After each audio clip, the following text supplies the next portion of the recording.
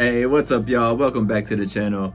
If you're new here, my name is John. I'm an American that's been living here in Guangdong, China for almost 14 years now.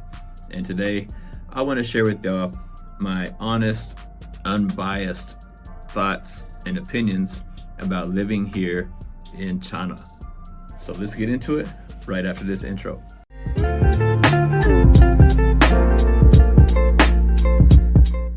All right, so as I mentioned, I just want to share with y'all some of my thoughts and feelings about actually living here in China, just so people can get a better idea of what it's like to live here as an American if you're considering, coming here to work or something like that, or just visit here, or maybe even just clear the air and let people know, what it feels like to live in China, right? So first of all, I'll say, when I first arrived in China, right, I didn't have hardly any money or nothing like that. I came with like $1,000 in my pocket, and my plan was to find a job and try to stay here. And so anyway, after like my first week here, while I was looking for a job every single day, I actually met a girl, and she was really nice and spoke like great English. We could communicate really easily. At that time, I didn't know not one word of Chinese. So, this girl's super nice and friendly and all that stuff. And I told her, basically just getting to know each other. And I told her about my situation. I don't have any money. I'm just here like looking for a job, whatever. And after I knew this girl for like 1 week, she literally told me, she said, just move in with me and my family until you find a job. I was like, what? She's like, yeah, just move in with me and my family. And like, at that time I was desperate for work. My money was running low. And so I did it. I moved in with this girl and her family. Her mom treated me super, super great. Brother treated me really great. Her whole family treated me like I was family. And I know this people for like a week. So when it comes to the hospitality and kindness of Chinese people, it's amazing, it's great. And ever since that experience, I've had mostly positive experiences with Chinese people in general, as far as the way I've been treated by strangers, by people I work with, like bosses and people like that, or just people that I actually just work with on a daily basis. For the most part, I've had nothing but positive experiences. That being said, I have had a couple of negative experiences, and that's going to be anywhere you go. Actually, I'll make a video about my most negative experience I had here in China. I'll make another video about that. First of all, when it comes to the people, yeah, definitely Chinese people, in my experience, have been very kind and hospitable, and overall have been pretty friendly. And as I've grown and learned the language more and learned how to communicate with people and understand Chinese people and Chinese culture better, then these experiences have just improved. They've gotten better and better over the years. So I have no quarrels when it comes to Chinese people and how hospitable they are and how they treat people. So overall, it's been a pretty positive experience. Now, another thing that I will discuss will be, I guess, like, you have to be open-minded about certain things when you're living here, especially like as far as food and stuff goes. Like for me, I'll eat almost anything. I don't really care.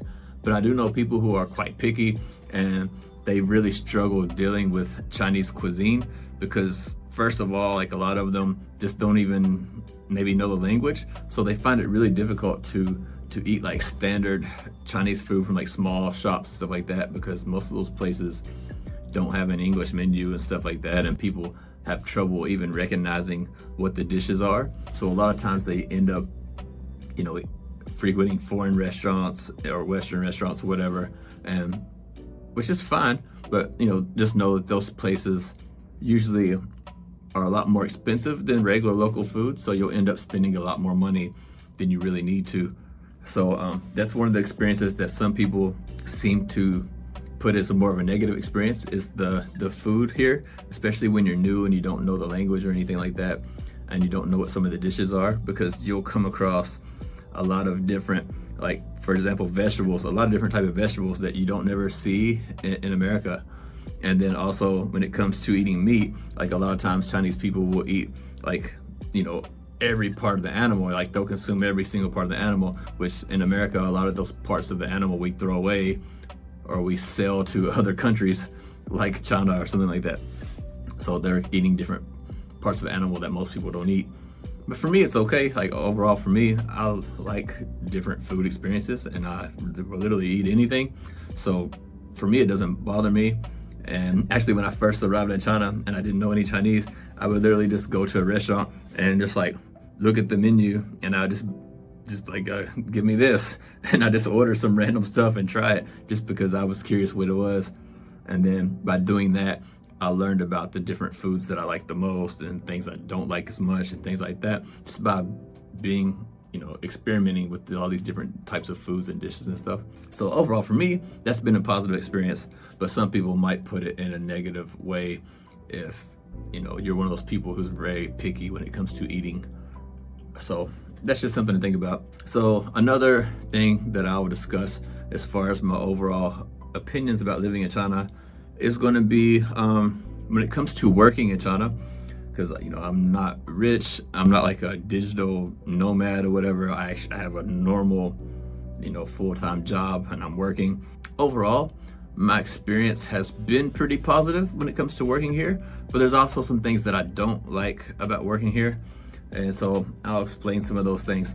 So first of all, when it comes to working here, overall, most of the people that I've encountered working here have been very nice and, you know, fine and friendly or whatever, okay to work with. Not many issues when it comes to the people that I interact with on a daily basis, whether they be Chinese or other foreigners who are working in China. I haven't really had any issues either way.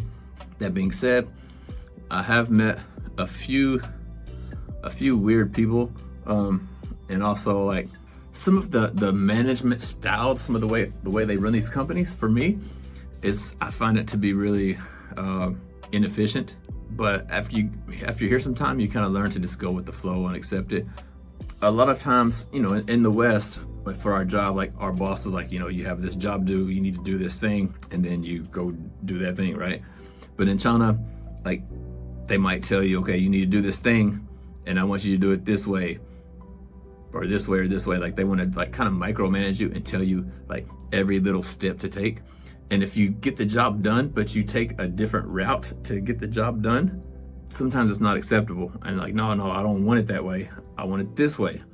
So then you have to do it again because they didn't specify that they want it this way. They say, oh, I want you to do this. And you do it. Like, no, not like that. I want you to do it like this.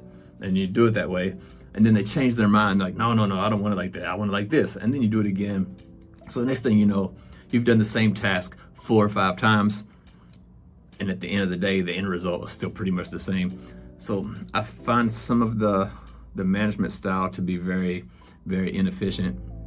And it's also, from my opinion, it's very unorganized. All the places I've ever worked, it's super unorganized. Like you don't know anything until the last second. And then they just tell you like right now, like, oh, I need you to do this and I need you to do it now. Or I need this tomorrow.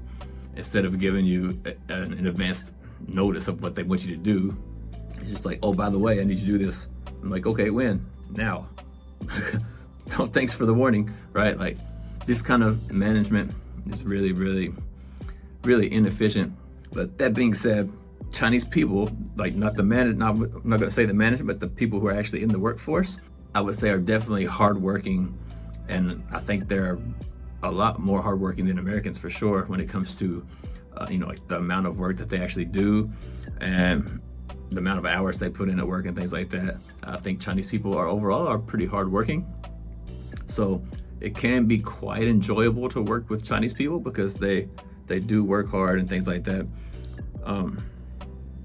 One of my annoyances with working with some Chinese people is a lot of times they will say like, oh, you're rich, or you make this much money, whatever. I wish I made that much money. I find that kind of annoying because I hear it quite often, and they don't seem to take things into consideration. Like, okay, maybe I make 2 or 3 times more money than you, but I come from a different place. I had to give up everything in my life to come here. You give up your family, your mom, your dad, your kids or whatever, you give up your entire family, you can't even go home on holiday to see them because the holidays aren't the same in China as they are in your home country. So you actually sacrifice a lot to make the amount of money that you make. And that being said, the amount of money that you do make in China, for the most part, I would say it's fair. It's not too much and it's not too little based on the amount of work you do and the amount of sacrifices that you give up to do that work. I would say the salary is fair overall, based on the cost of living and being able to live like a lifestyle like you would live at home and what you have to give up to have that lifestyle. I think the salary is fair. So if you're considering working in China, overall, it's a pretty positive experience, but you will find some annoyances, especially when it comes to dealing with management. So that's just something to keep on your radar, as well as some of the holidays are kind of weird. You might have some holidays and they have this thing where, like, let's say the holiday is like on a Friday, right? So you might be off on Friday and Saturday, but then, instead of being off on Sunday, you got to come back to work on Sunday and work, 6 days in a row to make up for Friday that you missed. So it's not really a holiday, like you're off on one day and then you make it up another day at the weekend. So that's kind of annoying when you do those kind of things. It's not really a holiday. They just kind of shift your weekend to other days. So you got to know that too. But if you're, for example, like me, working in education, you do get a lot of long holidays. Like, for example, for me, I have 5 weeks off in the winter, which right now I'm actually on holiday, and I get paid 100% of my salary while I'm sitting on my butt for 5 weeks or travel or do whatever I want to do. I still get a full salary. And then in the summer, I'm usually off for 5 or 6 weeks. So for 5 or 6 weeks, I'm also 100% paid, full payment for those whole 5 or 6 weeks, and I don't need to work. So all in all, I work about 9 months out of a 12-month year, and I get paid 12 months salary. So if you're working in education, that's great. If you're working in some other field, then you're just gonna have the standard Chinese holidays, the Chinese New Year and National Day and things like that. So you won't have as many holidays as you have as working in education. So keep that in mind also. Another thing, I guess one of the last things I'll talk about, which I've mentioned this in several videos, is basically just, the lifestyle when it comes to the cost of living and the money you spend. The lifestyle is the same lifestyle that I would have in America in terms of like how I live, like, my house, like the quality of the house that I live in, the neighborhood that I live in, or, when it comes to buying groceries and food and healthcare, all these things that you would need, for survival. It's pretty much the same here that I would experience in America, but it's on a lower cost, so I can have more money, saved and things like that. So overall, as far as that goes, my opinion about the quality of life or the standard of living in China is on par, if not better, than America, simply because of the things that you need for daily life are much cheaper. Like when it comes to, your toothpaste and your soap and things for basic hygiene and all those things are much, much cheaper than they are in America. So the things you need to survive every day are affordable, and the standard of living is also just as high as in America. So there's no sacrifice when it comes to standard of living. And also convenience, of course, because China has like the best infrastructure in the world. And so when it comes to convenience, pretty much cashless society for the most part. Everywhere I go, I don't even need to take money. I don't take money anywhere. I just use my phone, pay, bam, I'm done. No credit cards, no cash, no nothing. Just use the phone. So super convenient in terms of the ease of life.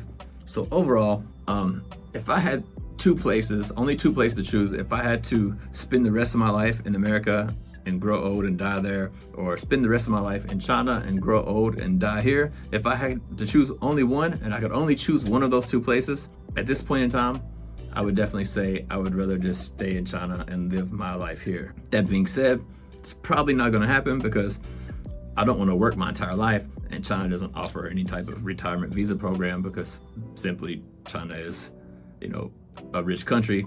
They don't need old people here. They don't need us here for our money, which I'm not that old, I'm only 42, but